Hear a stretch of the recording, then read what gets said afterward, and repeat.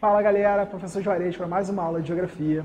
Hoje a gente vai falar um pouquinho sobre a questão ainda da urbanização, ainda das questões urbanas, mas agora um pouquinho sobre os problemas urbanos que a gente passa a ter dentro das cidades, tá? Principalmente, galera, motivada por uma concentração populacional muito grande. Olha, se vocês lembrarem, a gente estava falando sobre urbanização, sobre o crescimento desses espaços, sobre verticalização, sobre horizontalização. Então, as cidades, principalmente nos espaços, nos países que acabam sendo mais periféricos, um pouco mais empobrecidos, elas acabam sofrendo muito com um processo que a gente vai chamar de macrocefalia, tá? O que é a macrocefalia urbana? Vai ser os espaços urbanos que vão apresentar uma elevada concentração populacional em relação ao seu país, em relação à região que ele vai estar localizado. Por exemplo, a gente vai citar algumas cidades espalhadas pelo mundo que acabam concentrando a maior parte da população do país. Por exemplo, quando a gente fala sobre Lagos, que fica na Nigéria, tá? Lagos é a capital da Nigéria e vai concentrar grande parte da população nigeriana. Quando nós falamos, por exemplo, de Montevidéu, que foi aqui nosso vizinho Uruguai, tá bom? Montevidéu também vai concentrar uma grande quantidade de pessoas. Do Uruguai não, né? Que o Uruguai tem pouca gente. Mas vai concentrar a maior parte das pessoas do país. A mesma coisa acontece aqui no Brasil. Nós somos um país periférico, lembra disso, tá? Nosso processo de êxodo rural ele é muito intenso. As pessoas acabam se concentrando nas cidades maiores, mais desenvolvidas, que têm mais infraestrutura. Por exemplo, Rio de Janeiro e São Paulo.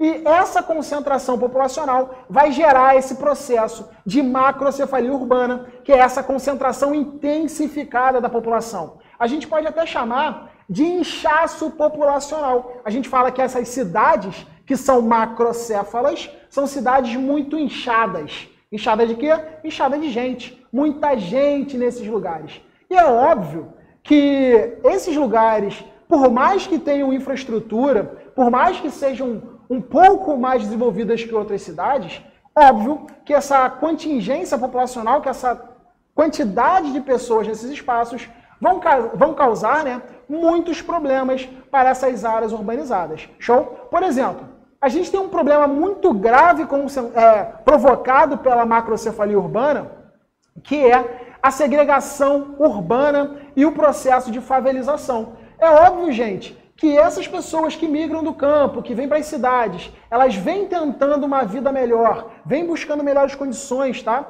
Elas tentam ganhar melhor, elas tentam ter um emprego melhor, só que muitas vezes essa realidade ela não se concretiza, tá? A cidade é um espaço muito difícil. É muito difícil arrumar um emprego quando você tem muitas pessoas desempregadas. E isso vai fazer com que muita gente seja obrigada a morar em espaços mais periferizados, em espaços mais distantes da cidade, como a gente viu na última aula. E esse processo acaba gerando grandes favelas dentro dessas cidades. Por que favelas? Porque a gente fala de desigualdade, segregação urbana. Porque a população mais pobre ela fica afastada desses centros, ou ela está próxima desses centros, mas morando em habitações que são subnormais, em habitações que não têm a propriedade, ou a condição de uma casa com uma boa qualidade de vida, com boas condições para as pessoas. Por exemplo, nessa imagem aqui, essa imagem é de São Paulo, e ela vai mostrar para a gente como a desigualdade urbana é muito grande entre a população que tem uma renda alta e uma população que tem uma renda baixa. Se vocês olharem, cara, separado por um muro, a gente tem um espaço favelizado, uma favela, e a gente tem um condomínio que tem quadra de futebol esportiva, tem quadra de tênis, piscina, que vai ter varandas grandes ali, como vocês podem observar. Então, a desigualdade dentro da cidade, ela acaba se tornando muito grande, principalmente por esse inchaço e pela falta de oportunidade para muitas pessoas, beleza? Quando nós olhamos outras questões que envolvem essa desigualdade social, a gente pode falar, por exemplo, sobre o transporte público. Gente, as partes mais desenvolvidas, as partes mais tradicionais e que vão reunir uma população mais elitizada da cidade, vão apresentar ali pra gente melhores condições de transporte. Você tem, por exemplo, o metrô, você tem o trem, você tem o ônibus, as barcas, você tem vários modais diferentes de transporte que atuam naqueles espaços. Quando nós falamos da periferia, quando nós falamos da área mais empobrecida da cidade, essa realidade de muita oferta de transporte, ela acaba não acontecendo. Tem espaços que são tão afastados das regiões centrais, são tão afastados das áreas em que o Estado é mais atuante, que, por exemplo, existe um ônibus só. E o ônibus passa de hora em hora, de 40 em 40 minutos. Imagina como é a situação dessas pessoas que estão mais periferizadas para poder chegar até os empregos, para poder fazer alguma coisa, uma emergência, chegar ao hospital ou qualquer coisa do tipo, tá? Então, essa desigualdade, ela também vai se perpetuar no transporte e gerando principalmente trânsito, porque as pessoas saem de áreas muito afastadas e vão para as áreas centrais, como nós falamos, para os seus empregos, beleza? Só esse deslocamento já é um deslocamento muito grande e sem boas condições, tá? É importante guardar isso. Vamos pegar aqui o nosso exemplo. A escola está na Taquara, grande parte de vocês mora em Jacarepaguá, e vocês sabem, Jacarepaguá é um espaço que vai ter uma grande quantidade de transportes diferentes atuando, né, funcionando aqui? Não. A gente tem, por exemplo, o BRT. E quando o BRT foi implementado, várias linhas de ônibus comuns foram trocadas ou foram tiradas, deixaram de existir. E isso faz com que a gente tenha uma grande dependência, por exemplo, do BRT. Nós não temos uma outra oferta de transporte. Show? Então, isso faz com que a gente fique preso nessa relação, tá? Que tem a ver com a atuação do Estado. Show? Olha só. Uma outra realidade que é provocada, né, a partir dessa desigualdade social tem a ver com a péssima condição de infraestrutura de alguns lugares. Enquanto determinadas áreas vão apresentar serviços públicos excelentes, como praças públicas que são muito boas, como hospitais públicos que são de referência, como escolas públicas que são muito boas, outras áreas da cidade não vão apresentar nem asfalto, por exemplo, não vão apresentar a mínima infraestrutura de saneamento, por exemplo, ou então esses serviços que nós comentamos também não vão existir, tá? Essa desigualdade social, galera, ela acaba por gerar, dentro dessas cidades, ela acaba por gerar, como uma consequência muito grande, né, dos espaços urbanos mais periféricos, tá? A violência. Então, a desigualdade social dentro desses espaços muitas vezes resulta em violência, resulta em uma atuação de poderes que não são do Estado dentro daqueles espaços, tá? É comum a gente associar a favelas a organizações criminosas. Por que organizações criminosas acabam atuando dentro das favelas? Porque existe a ausência do Estado, né, nesses lugares. É comum a gente ver que o tráfico de drogas existe nessas áreas, é comum a gente ver que as milícias existem nessas áreas. Isso está muito associado à ausência de um Estado atuante. E não um Estado atuante somente com a força, né? Não um Estado atuante somente com a polícia, mas um Estado atuante em outras esferas. Um Estado atuante com a educação, um Estado atuante com a saúde, um Estado atuante vindo de diversas maneiras para conseguir, de alguma forma, dar um suporte à sua população, beleza? Então a desigualdade social é uma grande realidade das cidades grandes, principalmente das cidades que são consideradas macrocéfalas, tá? Aquelas cidades que têm um inchaço populacional, beleza? Seguindo aqui, gente, a gente fala de problemas que são associados ao meio ambiente. Cidades lotadas de pessoas, elas acabam também sofrendo muito com a ação do ser humano em relação à natureza. Lembra? A gente tem uma relação direta de aproveitamento de recursos, de como a gente vai gerenciar o nosso lixo.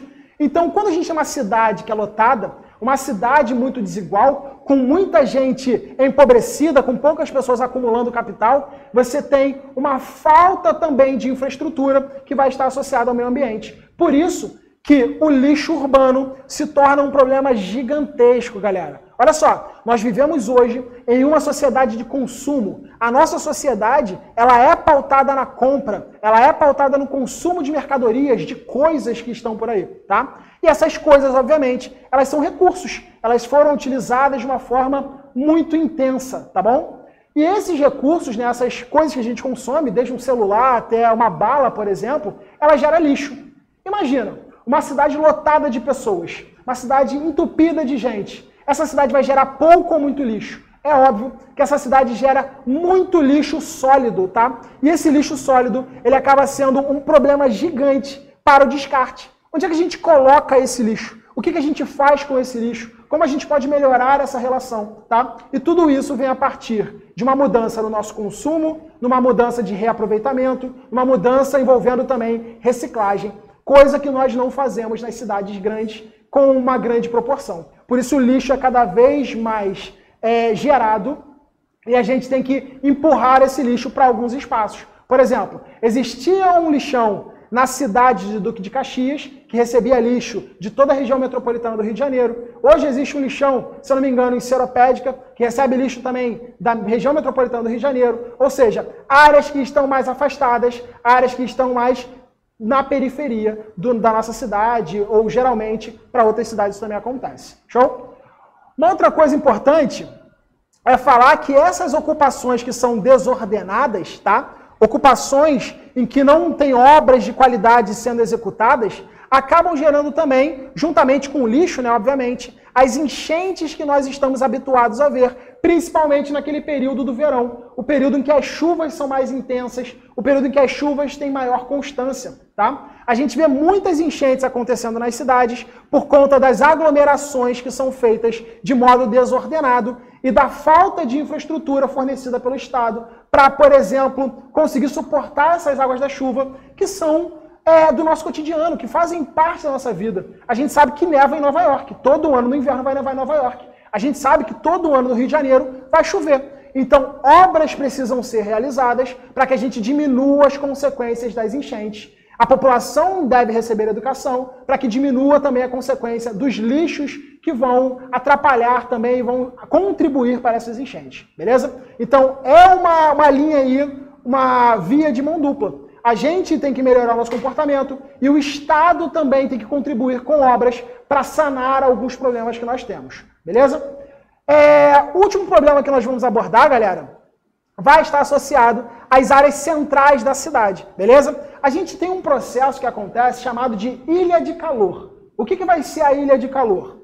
As áreas centrais, como nós estávamos falando anteriormente nas últimas aulas, são áreas mais desenvolvidas, são áreas mais verticalizadas, são áreas que têm mais concreto, que têm pouca vegetação, ou seja, a forma como elas recebem a radiação solar é mais intensa. Beleza? Então essas áreas centrais, elas acabam tendo uma temperatura mais elevada do que as áreas periféricas, que tem mais vegetação, que tem menos construções, que tem menos atuação do ser humano. Então, ó, as áreas que estão mais afastadas do centro, elas tendem a ter temperaturas mais baixas, beleza? A gente vai falar que essas áreas, elas possuem ilhas de frescor, tá? E as áreas, quanto mais próximos ao centro a gente está indo, elas acabam tendo temperaturas mais elevadas. E a gente chama esses lugares de ilhas de calor, tá?